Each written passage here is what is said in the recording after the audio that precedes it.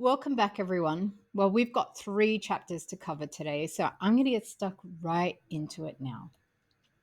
I want to start today by recapping part of chapter 4, and at the very beginning, it reads: Thought is the only power which can produce tangible results from the formless substance. The stuff from which all things are made is a substance which thinks, and a thought form in the substance produces the form. It occurred to me this week that as we are beings of energy, no matter how aware we are, um, we have times where we're just caught up in the busyness of life and we get caught up in distractions, and we have times where we feel under pressure and we're in the go go go of life. And so, despite being, very aware, we're going to have some times where we experience these blind spots about how our thoughts are shaping our reality, our experience of life, and also how those thoughts, and some of them are habitual, perhaps things that you haven't quite captured yet in your awareness, are shaping your reality.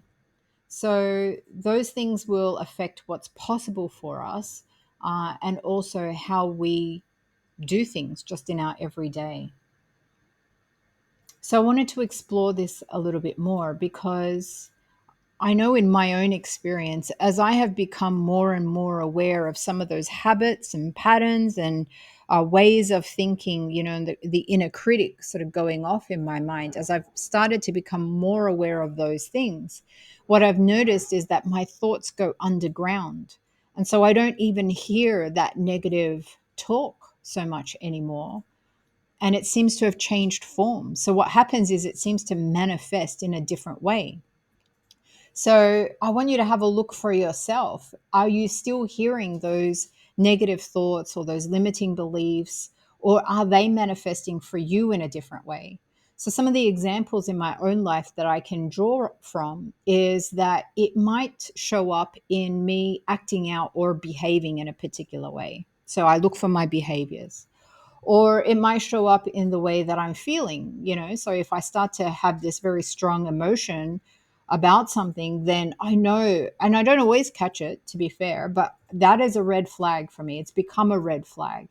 And so if I start to have these feelings over and over again, then I know there's something going on and I need to look at that.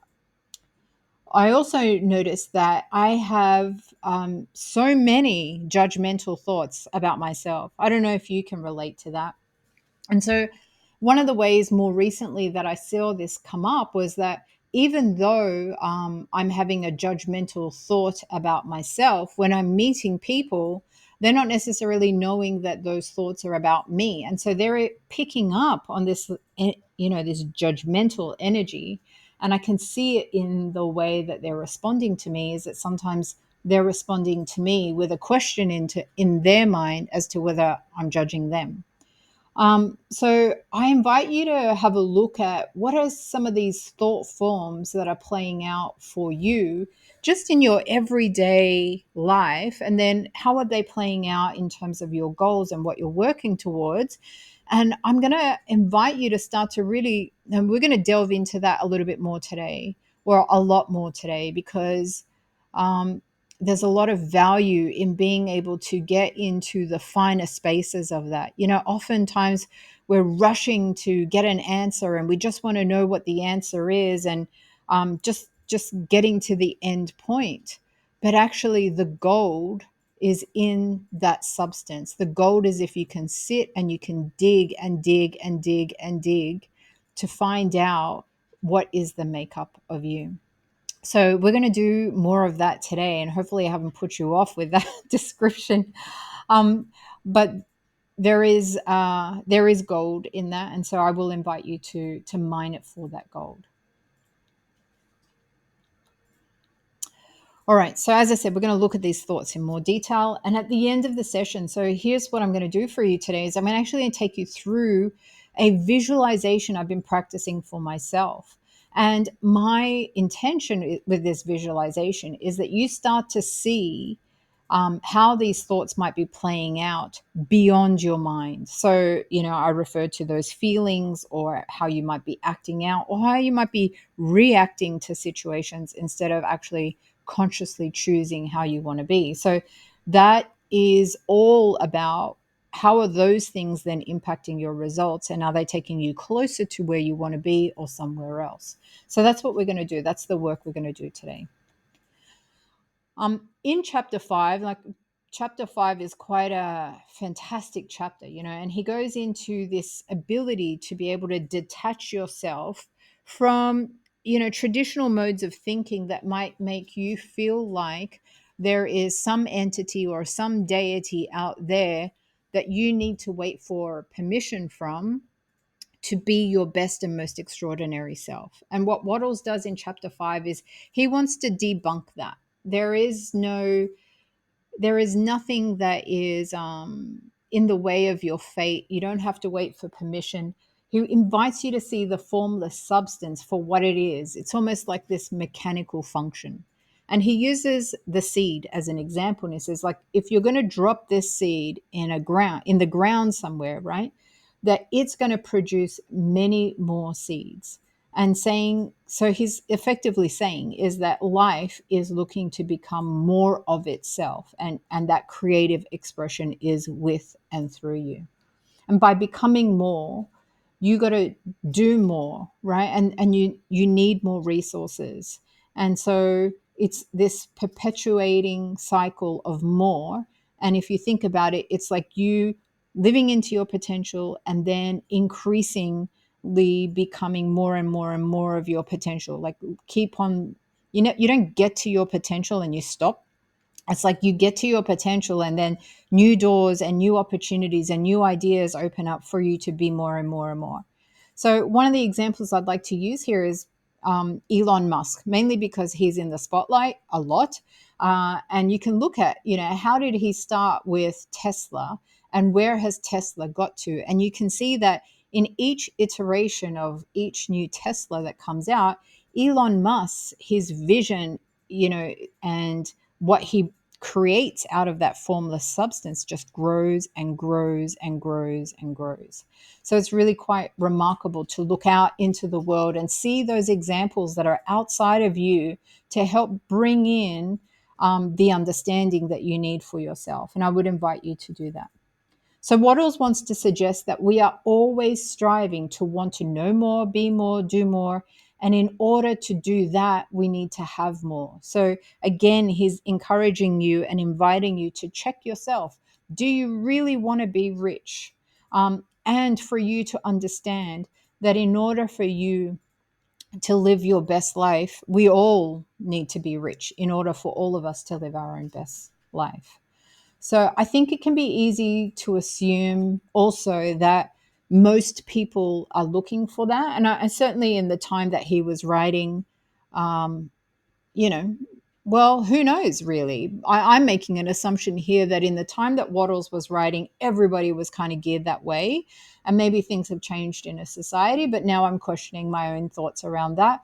And maybe you're always going to have people who want to grow and become more, and you're always going to have people who don't see the value of that, right? So there are people who are giving more life and are life affirming in this world and being of service and benefiting other people. And then there are people who are sucking the energy out of it. And I guess, sometimes we might waver between both of those, something to check ourselves with.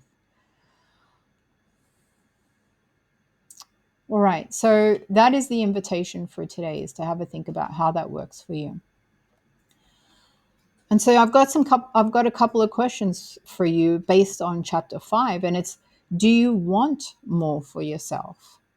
And we're going to be talking a lot about congruence today. So there's the invitation for you to, as you ask yourself that question, is to look at your mental reactions to that question. Do you want more for yourself?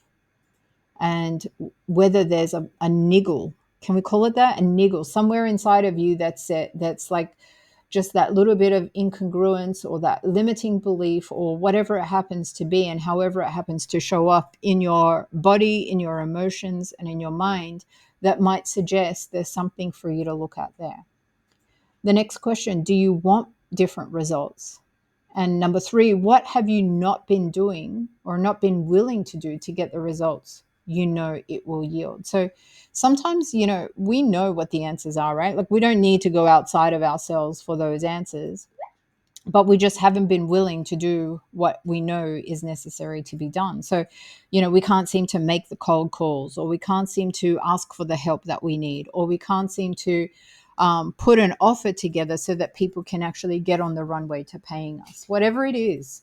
Again, I'm going to have you check that, right? So that's the whole point of today's session. All right, I've talked a lot about it already, but I'm not a big fan of the are you in alignment? I'm much more into congruence. For me, congruence is easier to spot and easier to fix. So I want you to consider, where is the incongruence between what you say you want and what you're actually doing? And how are you going to rectify that incongruence? I want you to consider, maybe what you say you want is not actually what you really want. And maybe you do want what you want, but there's a way you're thinking about it that needs tweaking, right? Maybe there's some repeating patterns that are causing you to have the same kinds of results, and the results are not what you want at all. So my invitation is to continue to mine for that goal. And that's just my coffee machine going off. Pretty typical. And when you start to notice, so I want you to treat that congruence, incongruence like a mechanism. So don't get emotionally caught up in it. Don't make yourself bad and wrong. Just understand there's congruence and there's incongruence. And when you consider and you're reflecting on how you're being, I just want you to identify, oh, that's incongruent. Oh, that's congruent. And just be non-emotional about it. Just allow it to just be an observation of how you're being. So Wallace goes on to say also that he invites you never to look at the visible supply. And we talked about this last week as well. Look always at the limitless riches in formless substance, and know that they are coming to you as fast as you can receive and use them. So nobody, by cornering the visible supply, can prevent you from getting what is yours. He goes on to say, so never think, that should be think, for an instant that all the best building spots are taken before you are ready to build your house. And never get afraid you will lose what you want because some other person beats you to it. That cannot possibly happen. It says, you are causing what you want to be created in formless substance, and the supply is without limits. Reading this passage, it made me think about all those times when I've been in business and people come up to you and they ask you what you do, and you tell them and they go, oh, such and such is doing that. Or they'll say, oh, there's so many people doing that. And it almost brings up this emotion in me, and certainly in the past, not so much anymore, but where it was a trigger for me to go into this insecurity. And then suddenly I would compare myself with these imaginary people I didn't even know who were supposedly doing what I was doing. And it would completely take me off the floor, right?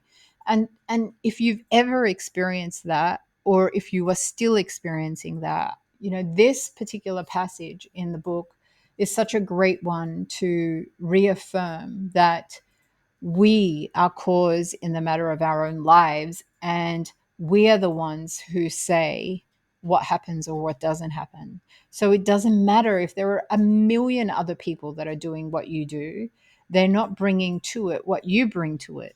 And so if you ever get those people who sort of take your thunder somehow and really cause you to doubt yourself, this is an invitation to let you know that you are causing what you want to be, and that you're constantly creating that with the formless substance. So I feel it's worth saying that in the event that you've had to deal with this, to remind yourself of this statement. And we have we have the muscle to be able to just let that stuff bounce off and continue doing what we need to do and what we're creating for ourselves. All right, so I want to say here also that chapters 5, 6, and 7, if you manage to get through them already, you'll know that they're really big chapters in this book.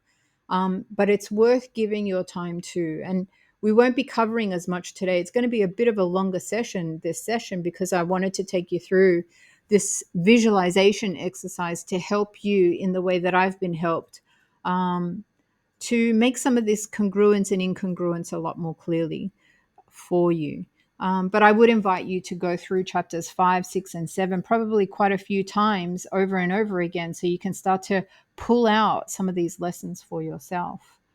In chapter 6, also, we are urged, like Waddles talks about, giving more in value than you receive in cash. So there's quite a big emphasis on making sure that however we express our creative ability, through the physical world and through our talents, we want to make sure that whatever we're giving is more than the money that we're receiving. And I think, two examples sort of stood out for me. It was like, one example was, let's say that you are an accountant, and one of the ways that you could provide that service, if you like, that is more than the money that you're getting back, is through just some simple acts of kindness or consideration. Something like calling your client every fortnight or every month just to check in and see how they're going.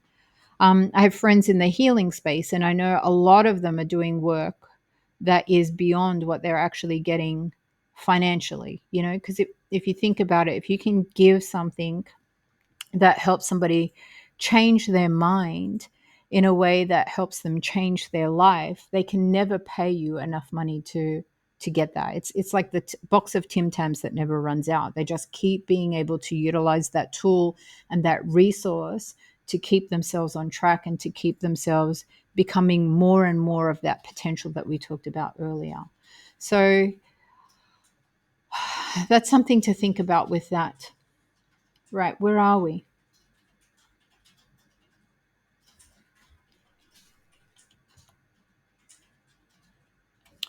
The other aspect of Waddles' teaching has been mentioned throughout the book, and I think it's probably the first time I'm really touching on it, but it's that need to continually visualize. And this is the part I found interesting and sometimes, quite admittedly difficult to do without having a process to do it. So today I'm going to take you through a process so you can tune into that. But the visualization, I've noticed, is very much about conditioning the mind. And without a process, I found that I had to continue to try and create the image of what I wanted and to build it slowly over time. And it was slow because I spent so many years, for myself anyway, going through a process of not even setting goals. In some ways, at some point, I had given up on the idea of setting a goal because I didn't even think I could achieve it. Somehow I had lost belief in myself. I had lost that confidence. And so trying to visualize something and having the faith and trust that it was going to manifest just kind of went out the window. And I know I'm not alone in this because I've met many people along the way who've shared with me that they don't even set goals anymore. And so when it comes down to it, I look at them and I can see that they've also lost this belief in themselves to be able to achieve it. And so I want to invite you to think about this. As we go into the visualization, I think it's important to start to see your mind like you would a garden. And I want to ask you, have you ever noticed how in a garden, it just takes nothing for the weeds to grow? Like you don't need to give the weeds attention. They just show up, right? And the weeds are like the negative thoughts that you have. They just always seem to be present. Well, the idea is if you want a nice garden, you have to be out there regularly tending to those weeds, pulling them out, And then making sure that the plants that you want to grow have some nurturing, they have some love, they have fertilizer, they have water, they have sun or shade or whatever they need, and that you're talking to them. Maybe you're playing music to them and you're doing those things so that they blossom. And so your mind is like that garden of plants that you want to grow, right? So you've got to cultivate that garden.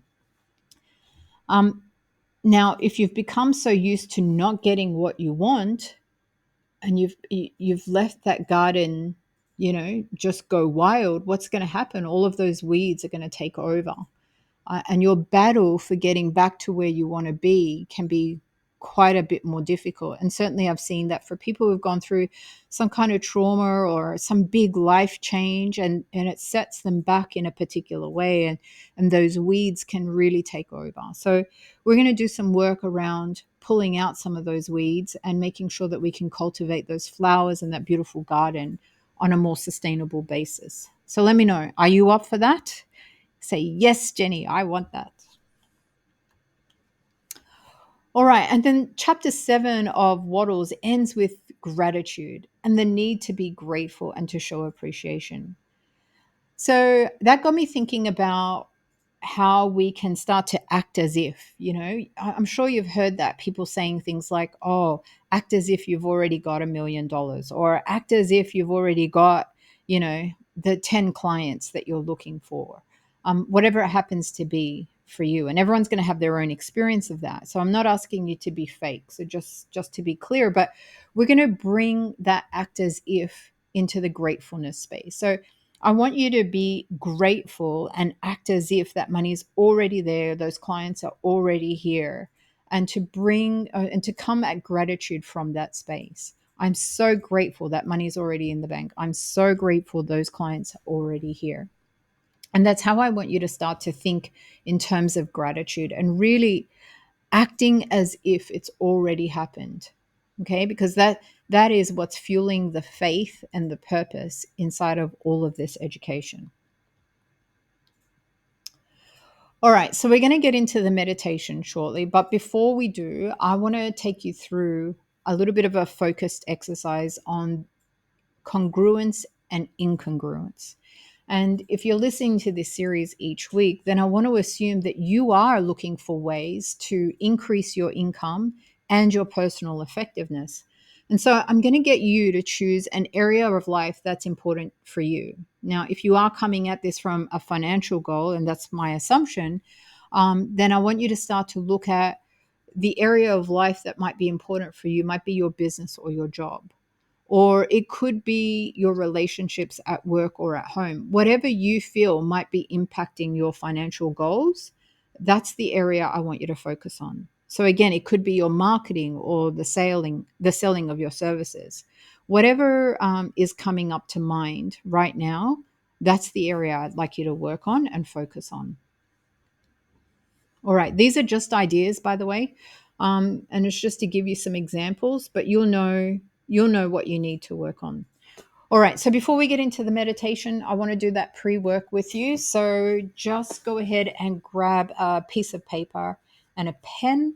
You might want to pause the recording while you do that, and then we'll get stuck in.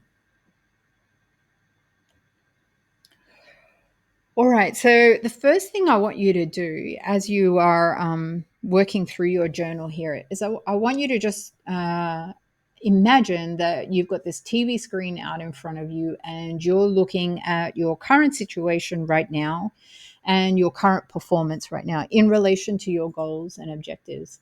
And the first thing I want you to do is write down all of the areas. So having a think about what you want, what you don't want, what you're doing, what you're not doing in the current period, like so in the present. I want you to write down what's the problems? What are the problems that you're seeing right now? Okay? So I'm going to give you a minute to do that. Let me see if I can work the timer here.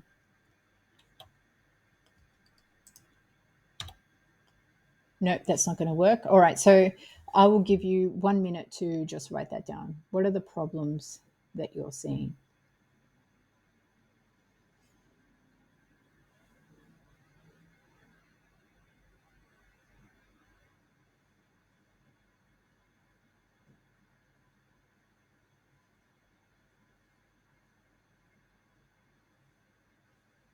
All right. So now that you've done that, we're going to move over to the next section. And the next section on the next screen to the left. So the first screen, you're kind of looking at, it's right in front of you. The second screen is to the left slightly. All right.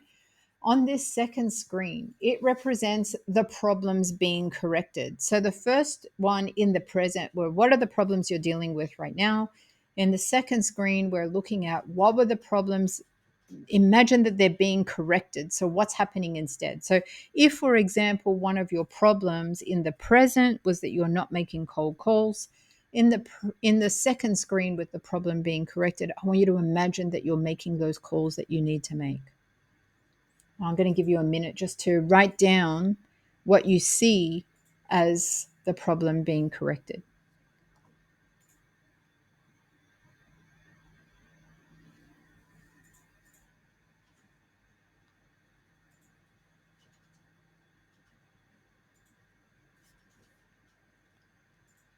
All right. Now we're going to move to the third screen. So we're going to go to the left again. And this time I want you to see the problem as being corrected. So you're earning the money you want to earn. You have the clients that you wanted to have. You're being of service and you're seeing all of the people who are benefiting from your efforts. I'll give you a moment to now write that down. So what does it look like when the problem is corrected?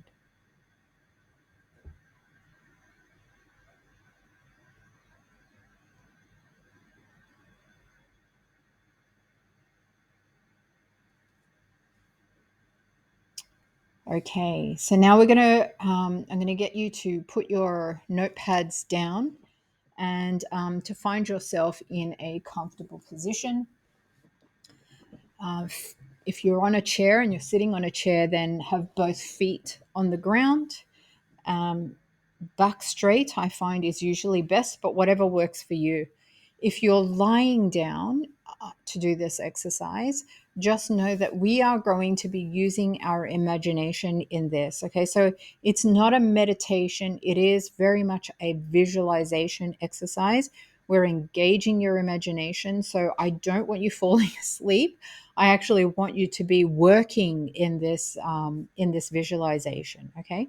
So when you're ready, take that comfortable position and close your eyes. Relax. I'll be taking you through this guided visualization as we calm the mind and body to connect more deeply with the three screens we just created. Taking a deep breath in, hold, and breathe out. Feel the need to breathe in and breathe in. Feel the need to breathe out and breathe out. Take a moment now to visualize the number 3 times. And I want you to bring your attention to your scalp. Feel the tingling on your scalp. And as you breathe in and breathe out, bring your attention to your forehead. And relax your forehead completely. Breathing in, bring your focus to your eyelids. Feel the tingling sensation on your eyelids. And as you breathe out, relax completely, relaxing your eyelids completely. So you need to feel the need to breathe in and breathe into your cheeks. And as you breathe out, feeling the tingling and allowing your cheeks to relax completely. Breathing into your shoulders. And as you breathe out, relaxing the shoulders, relaxing them fully and deeply, allowing your whole body to now relax with your shoulders. Breathing into your chest.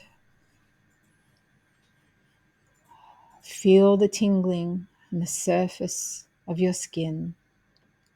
And as you breathe out, allow the body and the breath to relax. Breathing into your abdomen, bringing peace and love and calm into your abdomen. And as you breathe out, allow the air to just flow out of you. Breathing into your abdomen, breathing out and relax, relax. Breathing into your thighs, feeling the tingling all over your thighs. And as you breathe out, allowing your thighs to completely relax. Breathing into your calves. And as you breathe out, allowing your calves to completely relax. Breathing into your toes. And as you breathe out, allowing all the energy and feeling to go out of your toes so that they're completely relaxed. Breathing into your heels and allowing your heels to completely relax as you breathe out.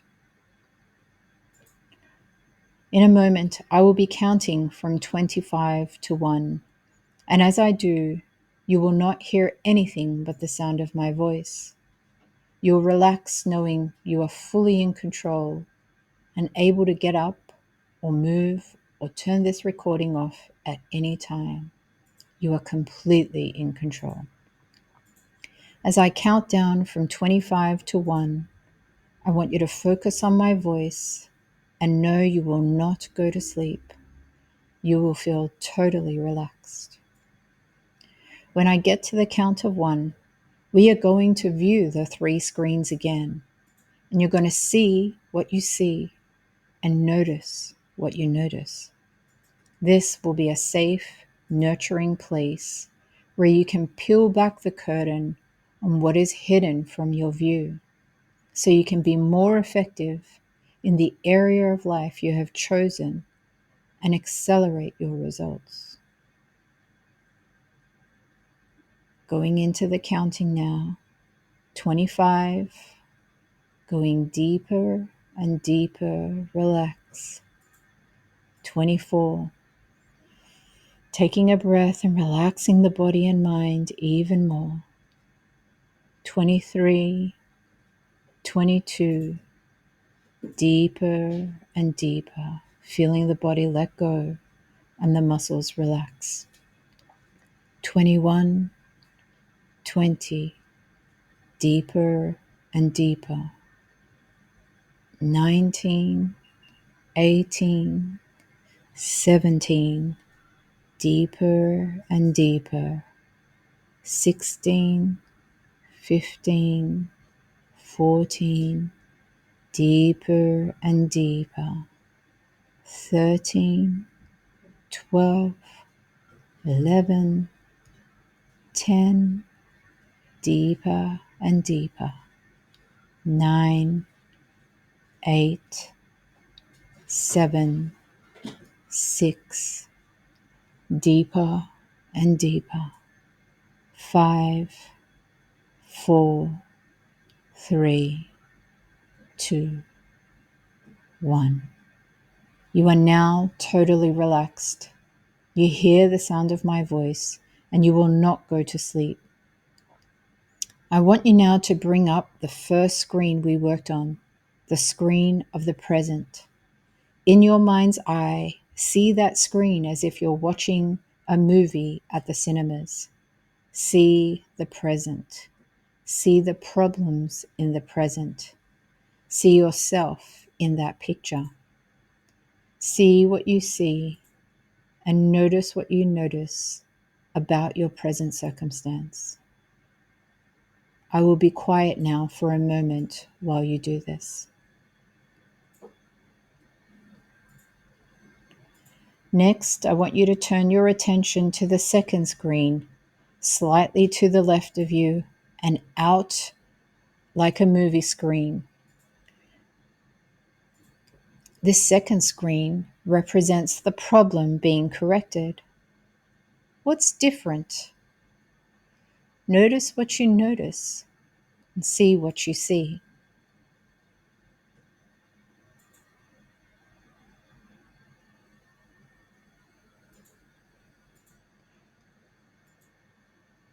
Now, to the left of that screen, I want you to imagine everything how you want it to be. In the third screen to the left are all the problems that have been corrected, and now everything is working perfectly and in flow. All of the solutions have been implemented, and you are getting the results that you want. See that screen like a screen in a cinema. See what you see and notice what you notice. I'll be quiet now for a moment while you do this.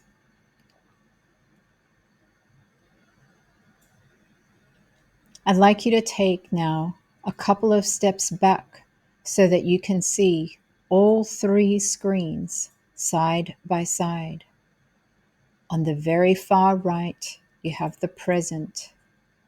In the middle, you have the problems being corrected. And on the left, you have all of the solutions that have been put in place. And everything is as you want it to be. Life is going so well. Notice what you notice looking at all three screens. Take it in. See what you see. Notice what you notice.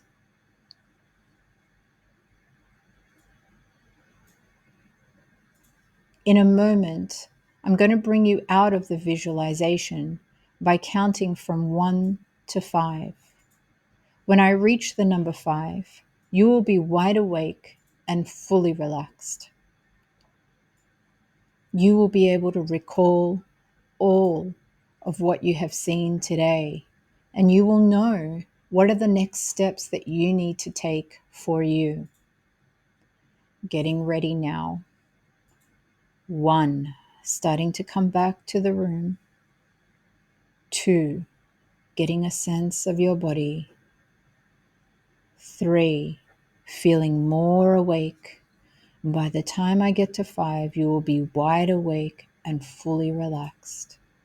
4, 5, wide awake and fully relaxed, feeling fresh and fine. Take a moment now to open your eyes and to write down in your journal what you saw. And I'd like you to take that action this week. And if you'd like to, I'd love to hear from you. By all means, reach out and let me know how it went. You can return to this visualization exercise at any time throughout the week. And I would encourage you to do that.